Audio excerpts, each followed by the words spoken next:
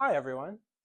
Uh, Thank you for having me. I am very, very excited to be here with you guys tonight. And I just wanted to say a quick word of thanks to Mary and to Rachel and to Annika and Rebecca and everyone else that's involved in putting this event together.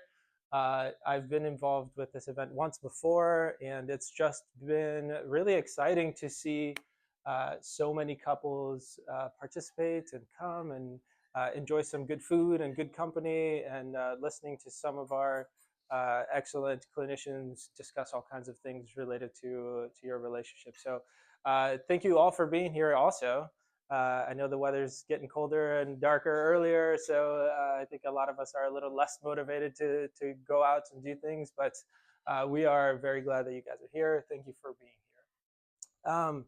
I love what Mary shared too, because I think this idea of the things that we project onto our partner when we first meet them, right? Our kind of expectations or hopes about who they might be for us in our life, the type of partner that they might be, actually plays really well into what we're talking about tonight, uh, which is this idea of making our life dreams come true. And the final tier of the sound relationship house, which is creating shared meaning. So just so I know, so I can kind of gauge the room a little bit. Can you, by a show of hands, like how many of you guys have come to previous dinner dates and dialogues events? Okay, I got some hands over here. Okay, great. All right. Okay, so we got a lot of people who have been here before. So as I'm sure that you're aware, and for those of you who are new here, welcome. We've been going through the Sound Relationship House, one of the products of John and Julie Gottman's almost 5 decades worth of research onto couples.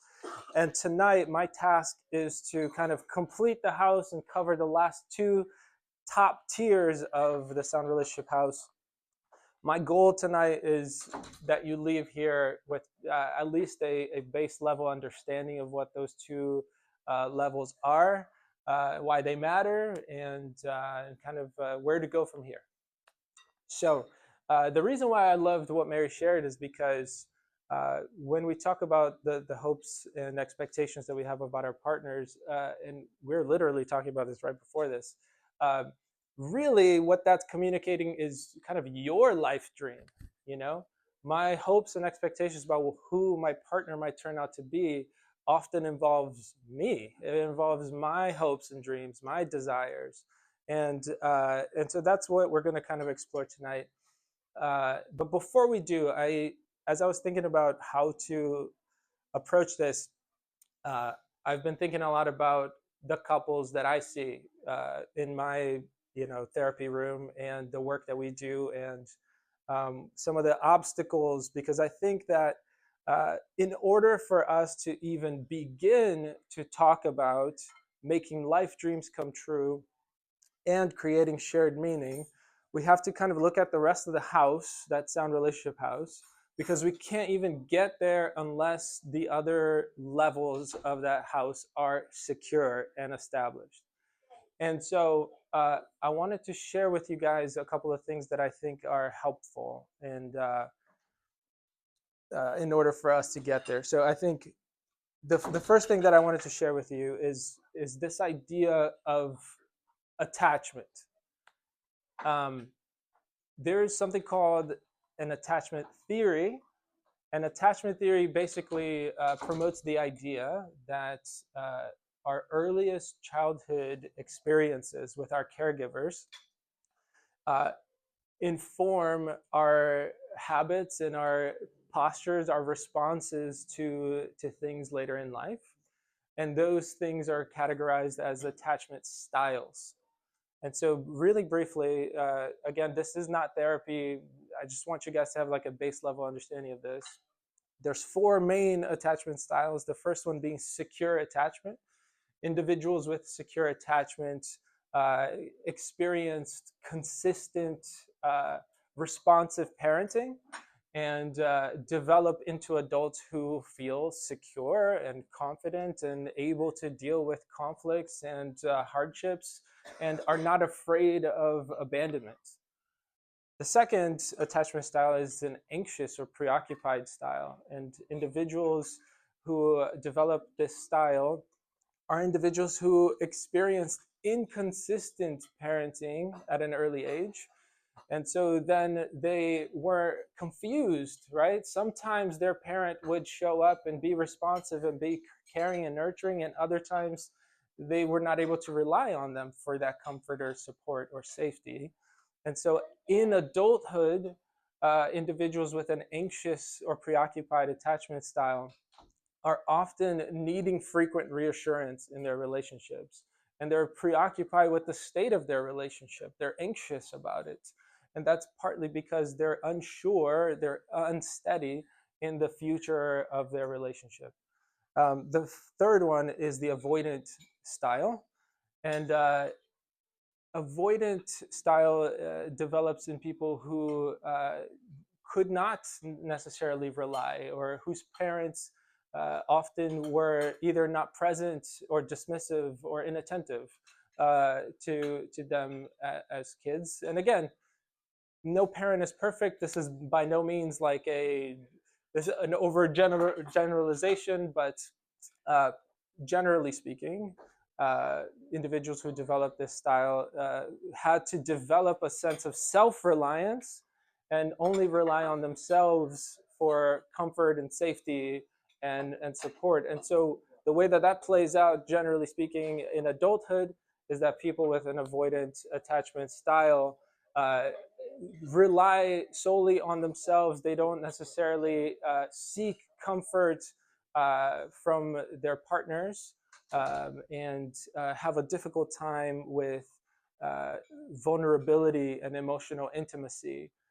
We see this a lot in men. I see this a lot in men who have a difficult time even talking about their emotions, accessing their emotions, because even just societally, we promote this kind of guys are tough, and if you fall down and as a kid and you skin your knee, you're told, hey, it's okay, you're fine, brush it off, get up. And even things like that can instill this idea that, like, okay, it's not okay to not be okay, it's not okay to be hurt or to feel sad about things. And so the way that this plays out again in adulthood for a lot of men is this avoidant attachment style, that when there's conflict or disagreements, that we pull back and we pull away and we retreat because I want to avoid it. It makes us feel uncomfortable. And the last style is just the disorganized style. And that involves when, as children, or early childhood experiences involve both experiences where their parents provide them comfort and are the source of fear. And so when we experience those frightening experiences, that, like, oh, my parent is somebody who both provided me with a lot of comfort and nurture and was the cause of a lot of fear for me, then in adulthood, that creates this disorganized style where sometimes we are able to manage our emotions well, but sometimes we're not. It leads to a difficulty in regulating one's own emotions and kind of erratic behaviors in relationships. Now, why am I spending so much time talking about attachment? I'm spending time talking about this because I think that before we can even get to talking about our dreams, it's important for us to understand that at whatever age you guys are at however long you've been in your relationships, talking about our dreams and even just existing in a relationship involves a need for safety and a need for vulnerability. And I really want to uh, hit on a couple of things that I think stop us from even getting to that tier of the sound relationship house, which is that sometimes we struggle to overcome the things in our lives that make us feel unsafe or make us resist or avoid being vulnerable with our partners.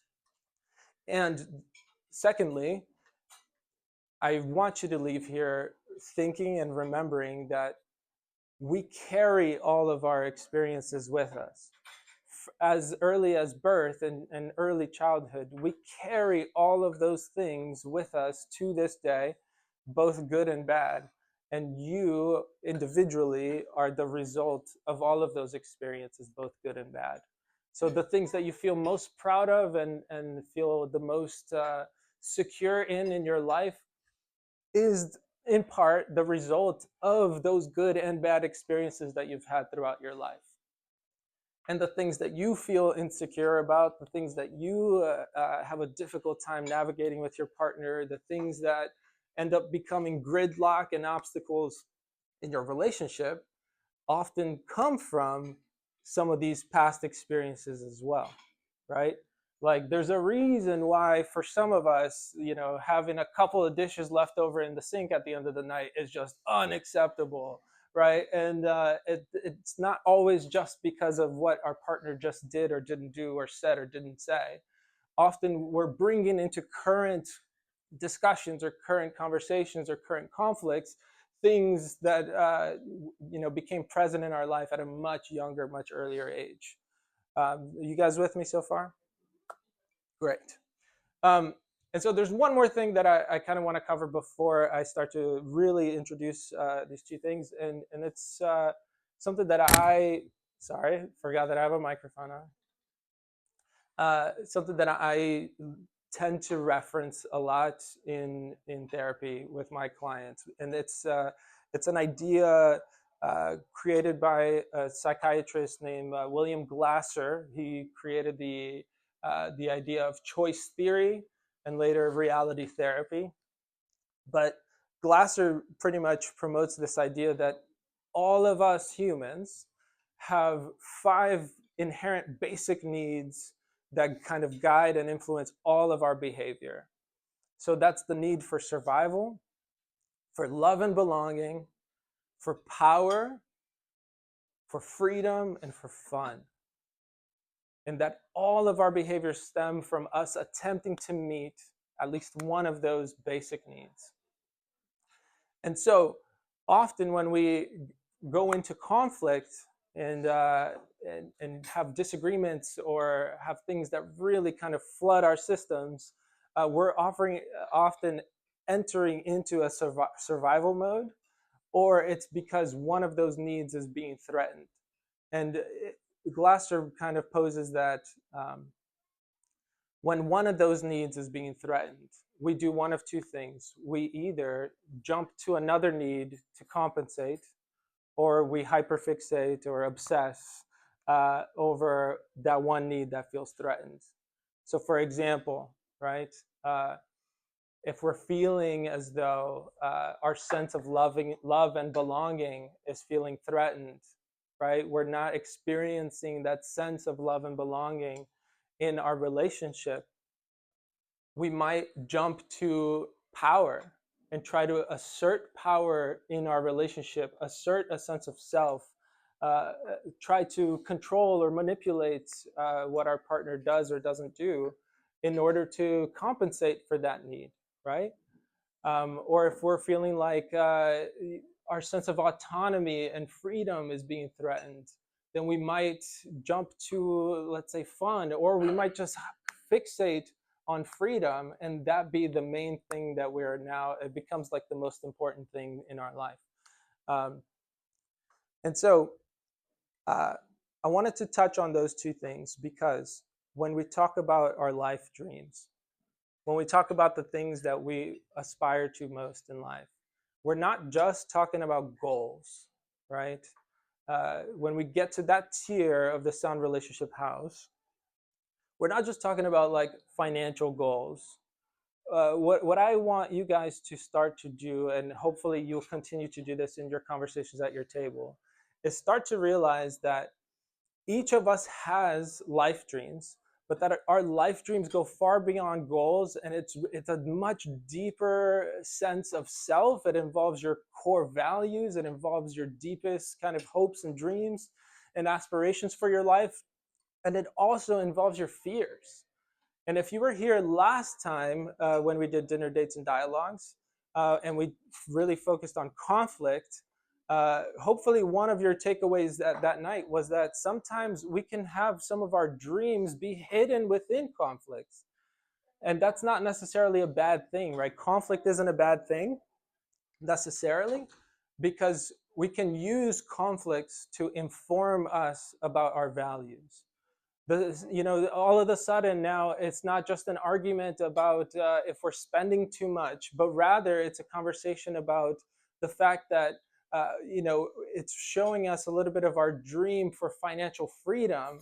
Maybe that wasn't a thing that you experienced earlier in life and your upbringing, right? But maybe it just is revealing a different dream that you might have about stability or freedom in your life. And so, as we talk about making life dreams come true, uh, I the way that we go about doing that is one with a lot of patience, a lot of grace, but also a lot of curiosity. Um, I love using the idea of an iceberg. So imagine an iceberg for a second, if you will. 10 to 20% of the iceberg is what's seen on the surface, right? 80 to 90% of that iceberg is below the surface. And often when we have conversations with our partners, when we have dialogues, when we interact with one another, that 10 to 20% is just content. It's what we're talking about. It's the words that are being said. It's what you can see, what your partner is showing you. 80 to 90% of that interaction is below the surface. And that's what we call emotional content. That's the unseen, that's the feelings, that's the beliefs, that's the dreams, that's the fears, right? And so at your tables tonight, as you guys kind of explore this idea a little bit more about, like, okay, how do we actually make our life dreams come true? How do I show up for you and help you fulfill your life dreams? How do you show up for me and help me fulfill my life dreams? Just notice that in all of your interactions, there are deeper attachment needs, there are deeper inherent basic needs that are both covered in that attachment theory that I mentioned and in that choice theory that we talked about, right? There are all of these needs that we have as people. And the beautiful thing I think about relationships and about this idea of attachment is that we're wired for connection. I mean, biologically, all of us are wired for connection. And the fact that you guys are here tonight, the fact that you guys have taken time to invest in your relationship shows us that you're committed, right? And the two pillars that hold up that sound relationship house is commitment and trust. It takes both of those things. It takes a tremendous amount of trust for us to be able to be vulnerable and open up to our partner. And I hope that tonight, as you guys continue the conversation, you guys are just willing to be really open and vulnerable and honest with your partner about what it is that you've been holding on to. And maybe you guys already know each other really well. You know your each other's life dreams. And so maybe take this a step further tonight and say, okay, where are we at? Have this be a check-in, right? Like, how are we doing on these life dreams? Um, because I think as important as these last two tiers are, once we get there, I think they're actually the easiest. Because if you've done all of this work to build trust, build commitment, build life maps, and really understand your partner's world, if you've worked on managing conflict, if you show your partner fondness and admiration, if you do all of these things regularly, if you've strengthened that whole house, then it's almost a given that, like, you want to have your partner feel fulfilled in their life. You want to help them meet their life dreams and make those dreams come true. And the last thing that I'll touch on, and I think the last one about creating shared meaning is the most intuitive one. So I really don't want to spend a lot of time on it. Uh, Creating shared meaning. I want you almost to think about your relationships as like little micro countries, right? Like every country has a culture and traditions and norms, and the same is true about our relationships, right? When we create shared meaning, that means that now we're moving away from just what are my life dreams and what are your life dreams to now what are our life dreams. How do we create a culture within our relationship? And that involves a couple of things, right? Generally speaking, that involves rituals, that involves celebrations, that involves like how we cope with adversity and difficult situations. And then that also involves just norms, right? Like what are our roles within our relationship? And not necessarily, I'm not talking about like gender roles within like who does the dishes and who does the laundry or whatever, but what is my role to you? How do I respond to you when you're in pain or when you're stressed out? What is my role? What is your role when I'm celebrating and I'm happy about something, right? Like, how do we complement each other and how do we support each other, both through the good and the bad? Make sense? Great. I think that's all I really wanted to share with you tonight.